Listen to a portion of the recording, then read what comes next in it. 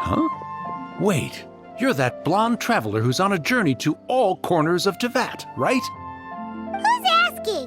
Do you need something from us? You bet I do. I was worried I wouldn't be able to find you. I have a letter for you, you see. It's from another Outlander.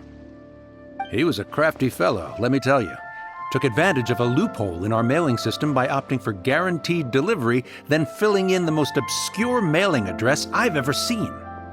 Well, we are always on the road, so yeah, it's pretty tough to get mail to us unless we happen to go to the post office on a whim. So, what address did that person give you anyway? He just wrote, next to a small, white-haired talking fairy. What? So the address is Paimon? Yeah, exactly, right? And if I'd failed to deliver the letter, I'd have been bound by regulation to compensate him. Really, he got me good. I count myself very lucky that I ran into you here. Of course, here it is. All yours. Come on! Paimon wants to have a look too!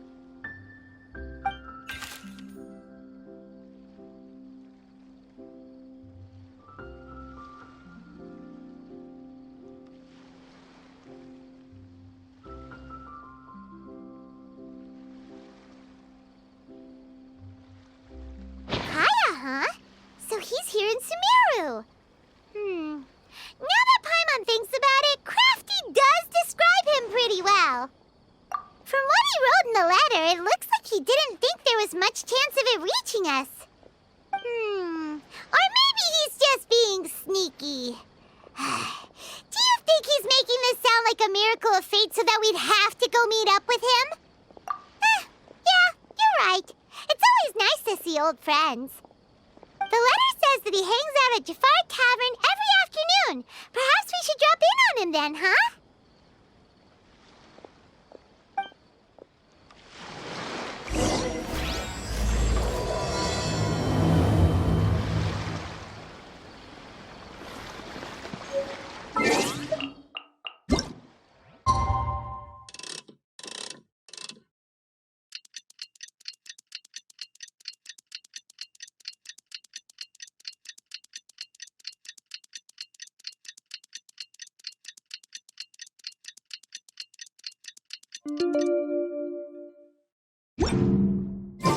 Kaya should be at Jafar Tavern right now. Let's go see him.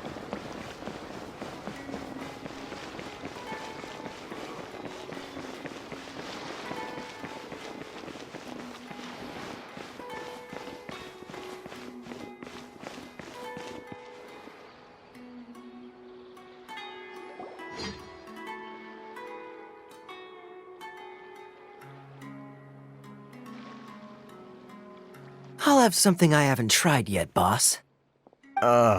Sorry, sir. I'm afraid you've already tried every type of liquor we serve. Oh, well then, just the bill, please. It's just as well, I suppose. I do have other matters to attend to. Kaya, you're really here! Paimon half thought you were playing some sort of prank on us. Hey, Paimon, traveler. Looks like the gods smile upon me after all. And come now, I wouldn't joke about wanting to see my good friends. Wait a second. You must be here on official business, right? What do you think you're doing spending every afternoon drinking at the tavern? You itching for a lecture from Jean? Not at all. The acting Grand Master positively terrifies me. Why would I ever do anything that might displease her? The truth is, I'm in Sumeru to learn about the alcohol industry here. So despite how it might look, I'm actually at Jafar Tavern for strictly business purposes. Sumeru spices are famous the world over, and it's long been rumored that this fine establishment was where a certain very popular spiced cocktail was invented. That's why the knights sent me, their foremost expert in alcoholic beverages, to come and see if it is as good as the rumors say. And how did that go? So far, so good. I'm already in talks with some spice merchants in Port Ormos about some potential collaboration. Yeah, that does sound like a great business opportunity. Guess Don Winery and Master Diluc are gonna make a tidy sum from this one too, huh? Well, let's not get ahead of ourselves. Whether this lucrative opportunity gets passed along to Don Winery or not depends on how nice I'm feeling. Hey, using your job to settle personal grievances isn't very knightly, Captain! Oh? What makes you say that? Very sharp of you. I wouldn't say I'm familiar, though. I just came here on the sly once, when I was very young. And? Do continue. Do I have to? When I said we could talk about the old times, digging up my past wasn't exactly what I had in mind. Well, all right, since you're so interested. Like I said, I was very young then. Don Winery had only just taken me in. I overheard my adoptive father talk about sending a team of merchants to Sumeru during a business meeting. I'm sure you'll agree that everyone's curious about their roots on some level. And my roots? They're in Conria, which is said to have been located deep underground, somewhere near Sumeru. And so I stowed myself away amidst the cargo, and silently joined the merchant delegation on their trip to Sumeru. But it wasn't long before the merchant delegation received news that I'd gone missing. Their leader promptly found me, and before I knew it, my adoptive father was dragging me back home by the ear. It was a short-lived adventure. Sorry I don't have a more thrilling story for you. Honestly, not much. The only reason I knew that Conria was near Sumeru is because I happened to read that in a book when I was young. My life had less and less to do with Conria as I grew up, and so I started caring less as well. I used to believe that I had inherited some sort of duty from my father. But then I began to wonder. Maybe my father left me in the peaceful land of Mondstadt for no other reason than simply to give me a happier life. A happy life sounds good to me, of course, even if it means being cut off from certain things. This is obviously all speculation. Simply put, I'm afraid that I'm not particularly in the know on this topic. These days, my surname, Alberich, is probably the only link to Conria that I have left. One death afternoon, please, boss. Tell me, what do you know about the significance of that name, Alberich? Dainsleif? Ah, you've decided to join us. I was wondering how long you planned on listening in. I believe I've seen you before in Mondstadt. Dainsleif, if I'm not mistaken. So you remember me. Then we are already acquainted, Kaya Alberich, descendant of the Abyss Order's founder. Huh? What? I take it that you weren't aware of this until now, Kaya. Or you wouldn't have been so forthcoming with your surname. Oh my. That's quite a lot of baggage for a surname, isn't it? Though I must say, it does confirm an old suspicion of mine. I suppose that was why my father left me in Mondstadt after all. I'm surprised that you take me at my word without the faintest hint of skepticism. Well, perhaps what you told me just happens to answer some questions I carry in my memories. And in any case, I recognize your eyes. You're a pure-blood Conrian, aren't you? Very clever. Forgive me for being direct, but I sincerely hope this new knowledge doesn't change anything. If you've already let go of your ties to the past, then keep it that way. Kaya, you're not involved with the Abyss Order in any way, are you? Hey, hold on now. This conversation has taken a rather sudden turn for the deadly serious. And I'm afraid that as someone from Mondstadt, I'm not accustomed to this sort of atmosphere. So what if I know my ancestry? Do I strike you as the type who would be bound by that kind of thing? Relax. I'll be just as delighted to hunt down the Abyss Order tomorrow as I have always been. Either way, looks like we're out of time. I've got a spice merchant to meet in a minute, so I'll leave the three of you to carry on the conversation without me. Well, all right then. You go do your thing, Kaya. See you around. And Dainsleif, no need to listen in from the sidelines next time we meet. Let me buy you a drink. You don't really trust him, do you, Dane? You're both from Conria, but you get on like oil and water. The fact is, I still do not know him well. It would be meaningless for me to jump to conclusions. But can a person truly be unaffected by their ancestry? This remains to be seen. Well, I suspect that they call your sister their princess, precisely because there is a succession of sorts. Oh, so if she was the founder, she'd be the queen, right? I mean to investigate the Loom of Fate. Do you remember that name? Yeah, the Abyss Order's evil plan. We learned about that back in Mondstadt. Not new. Not exactly. My memories suffer from erosion. But while I was recovering my health recently, I suddenly remembered something. Your sister. She mentioned the Loom of Fate back when we traveled together. Apparently so. I was also quite surprised when these memories tallied up. I recall that we were traveling to Sumeru when the matter was brought up. So, you're going to the place that she mentioned back then? Correct. At that time, they must have been introduced in one way or another to this concept. If I recall correctly, we were somewhere in Avidya Forest then.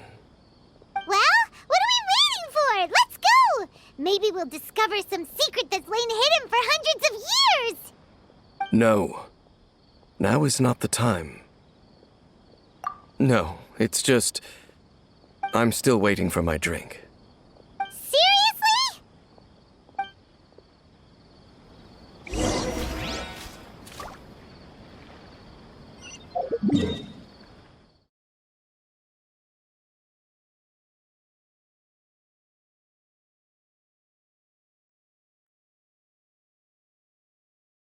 Tender if you want a drink. Got it.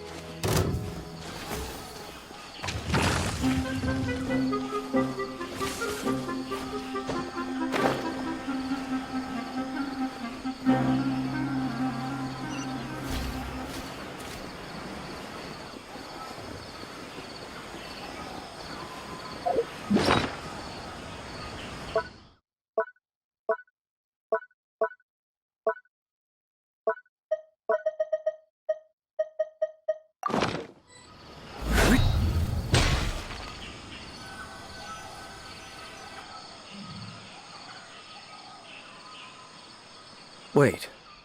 This place, it's familiar. What about it? It looks pretty normal to Paimon. Was it like this hundreds of years ago, too? Yes. The forest has barely changed from how I remember it.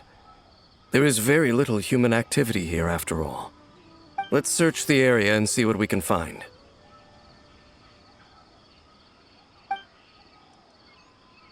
Is this a field? It must belong to whoever owns that house over there.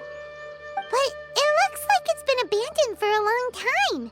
You could be forgiven for thinking nothing was ever grown here. Or, wait, maybe nothing ever was grown here. It's an extinguished bonfire. Forest rangers, perhaps? Looks like it's been ages since it was last lit. And clearly they put it out carefully to prevent a forest fire, too. That's responsible. Nothing else stands out in this area. All that's left is that building. Come on. Wait, we're just gonna go barging in? What if someone's home? Unlikely. There are no signs of life in this area. We should be able to enter without incident. If you say so. Well, you lead the way then, Dane.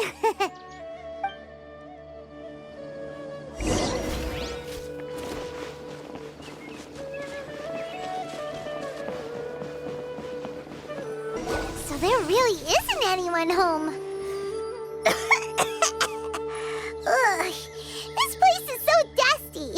Paimon bets no one's lived here in years. Investigate carefully. We mustn't miss a single detail. Hey, look! It's a bull! Guess whoever used to live here liked to cook, huh? Can't you smell it? There's a heavy scent of medicinal herbs in here. Oh, so it's a medicine bowl? Seems you're right. You've got a good nose on you, Dane.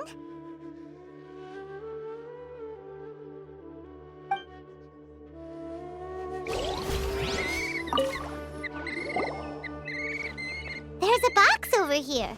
Why don't we open it? And by we, Paimon means you. Paimon's just scared that whatever's inside might bite her fingertips off. Huh? This is a mirror. It's broken, too.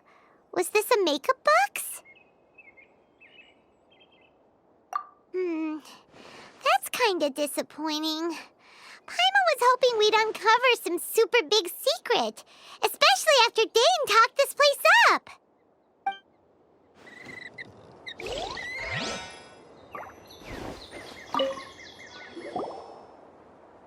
This bed looks pretty ordinary. Huh. There's nothing underneath it either. What sort of person would want to live here? It's so dark and damp. Can't be all that comfortable.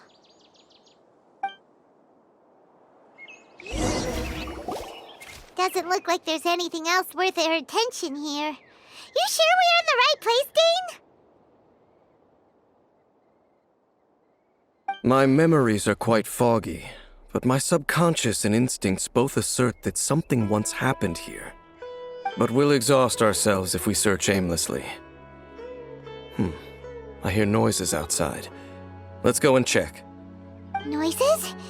Is it... It's not much. Just some minor adversaries.